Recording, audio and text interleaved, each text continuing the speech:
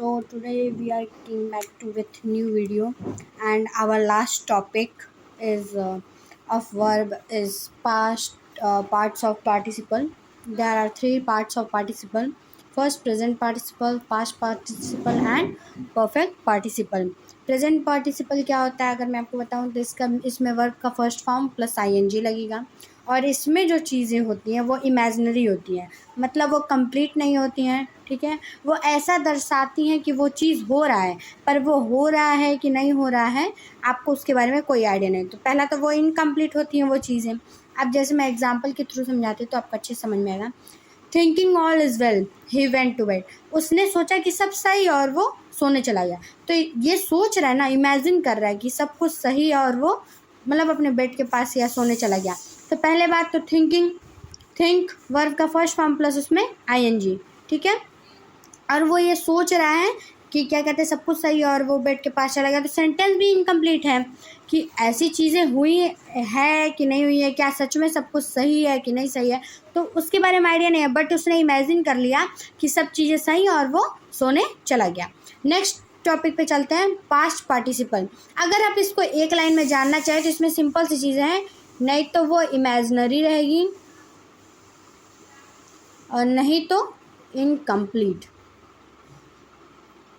Simple एक easy way है इसको समझने का, नहीं तो वो इमेजिनरी सेंटेंस रहेगा, नहीं तो वो इनकम्प्लीट सेंटेंस रहेगा।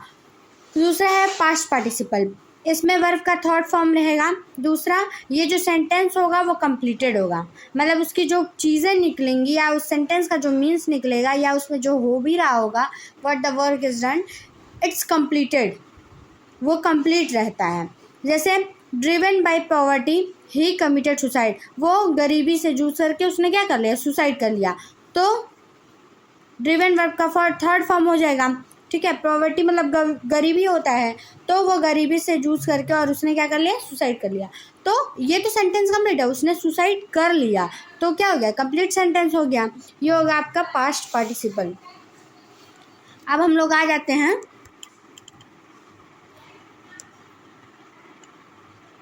परफेक्ट पार्टिसिपल पे। तो परफेक्ट पार्टिसिपल क्या होता है, हैविंग, ठीक है, और प्लस वर्ब का थर्ड फॉर्म, मतलब हैविंग होगा और वर्ब का थर्ड फॉर्म होगा। और इसको कैसे जानते हैं, तो जो भी चीज़ हो रही है या जो भी सेंटेंस है वो आपके पास्ट में ही कंप्लीट हो जाएगा।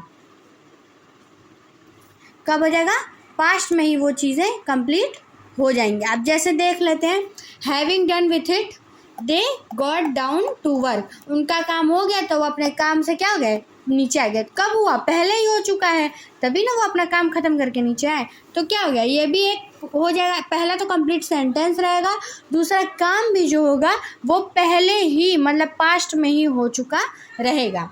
ट्रांजिटिव वर्ब पे अब हम लोग आ जाते हैं। ट्रांजिटिव वर्ब क्या होता है, it's a kinds of verb. तो वर्ब के बाद एक ऑब्जेक्ट की जो होती है ज़रूरत पड़ती है। अब जैसे मान लीजिए वर्ब है तो आई राइट, मैंने लिखा, पर क्या लिखा, राइट मतलब लिखना ही होता है, तो ये तो हमारा वर्ब हो गया। बट आई राइट, मैंने लिखा क्या है, तो आई राइट एस्से, हमें मतलब एक ऑब्जेक्ट की जरूरत पड़ी ना हमको समझाने के लिए कि हमने लिखा क्या है। तो वर्ब के बाद एक किसकी जरूरत पड़ती है, ऑब्जेक्ट की। और इंट्रांजिटिव वर्ब में अगर हम लोग आ जाए क्या होता है, तो वर्ब के बाद ऑब्जेक्ट की आवश्यकता नहीं पड़ती है। इसमें जो होता है आपका वर्ब, जैसे यहाँ पे बर्ड्स फ्लाई, तो बर्ड्स क्या है, चिड़िया उड़ रही हैं, पता चला है कि चिड़िया उड़ रही है, इसमें ना ही क्वेश्चन मार्क कुछ आ रहा है। अब ये नहीं है कि कौन उड़ रहा है, अगर ऐसा होता तो आपका ट्रांजिटिव में आ जाता। अगर ऐसा दिया है कि बर्ड्स फ्लाई मतलब चिड़िया उड़ रही है, तो ये हो जाएगा हमारा इंट्रांजिटिव वर्ब।